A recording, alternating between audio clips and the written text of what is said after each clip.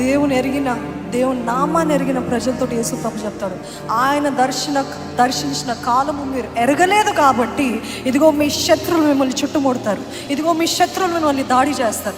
When you do not recognise the time of your visitation, when you do not notice, okay దేవుడు ఒక అవకాశం ఇచ్చాడు, దేవుడు ఒక తరుణాన్ని తెరిచాడు, ఒక తలుపుని తెరిచాడు, దేవుడు ఇది దర్శించే సమయం నేను ఎంతకైనా తెగించాలి అని మీరు ఎప్పుడైతే నిశ్చయించుకొని వస్తారో అప్పుడు దేవుడు అద్భుతం చేస్తాడు. అదే రీతిగా దాన్ని నిర్లక్ష్యం చేసిన వారికి శత్రువులంతా చుట్టుముడతారంట, శత్రువులు పీడిస్తాయంట. But I'm telling you, is there anybody who's asking, Lord I want a miracle in my life?